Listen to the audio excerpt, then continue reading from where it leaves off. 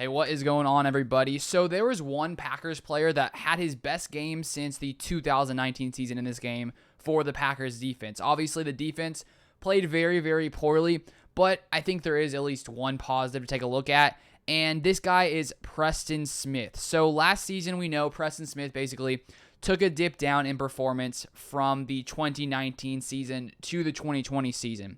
But if we take a look at his grade from PFF, in this week 1 matchup against the Saints, he had an 86.3 grade, which was actually the highest grade he's had since 2019. And for those of you guys who don't know what PFF is, Pro Football Focus, they have tons of scouts that work for them and basically grade every player after every single game. So I do think it's interesting to take a look at like those analytics and those kinds of things. So in the 2020 season, the highest grade Preston Smith got the entire season was 72.9, a 72.9 grade. And he only had 3 games over a 70 grade in the 2020 season. So the fact that he comes in here in his first game of the year and has an 86.3 grade, I think is promising, at least for Preston Smith, because we were wondering, can he return to his 2019 form? Obviously, other guys on the Packers defensive line, as we talked about yesterday, just really didn't perform well. Kinsley Keke had a bad game.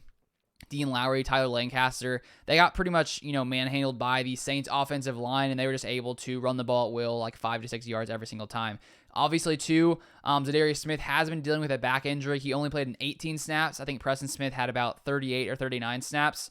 So obviously, it seems that he is still dealing with that injury, Zadarius Smith, that is. So at least one Packers player looked good on this defense. He played in 38 snaps, had an 85.1 grade against the run, versus a 55.3 grade against the pass. So Preston Smith played very, very well against the run, even though the rest of the Packers defense didn't. But against the pass, he didn't seem to be as good. So that is sort of interesting, I think, because in that 2019 season, he had like 60 pressures, and he was really good when it came to rushing the passer.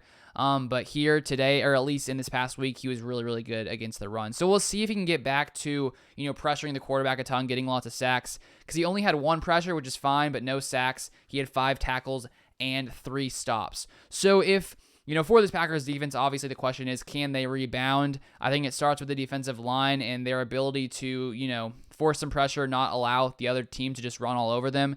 And so hopefully Zadarius Smith can get healed up. Rashawn Gary played fine, but this interior line needs to definitely take a step forward. And if that can happen, and Preston Smith can play just as good as he did in this game, hopefully there is, some signs of life in this Packers defense coming into the future. But we'll have to wait and see. It's only one game.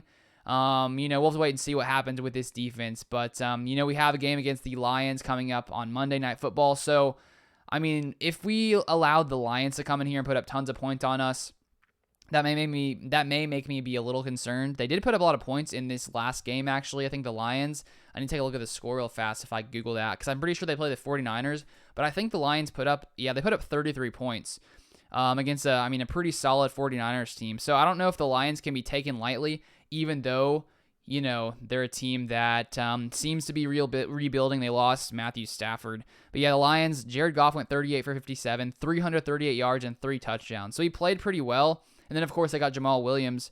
Jamal Williams ran the ball 9 carries for 54 yards, averaging 6 yards per carry. So I don't think we can take this Lions team lightly, but obviously we want to see the Packers come in here and be able to do something, at least show a little life on defense coming into this next game. But that's all I wanted to break down. Subscribe if you guys want to see more Packers content. Drop a like, because it really helps push the video out to more people. But let me know your thoughts on anything else, any other videos you guys want to see. If you guys haven't followed me on Twitter, my Twitter is Luke_Beller, so go follow me over there. But thank you guys for watching, and I will see you guys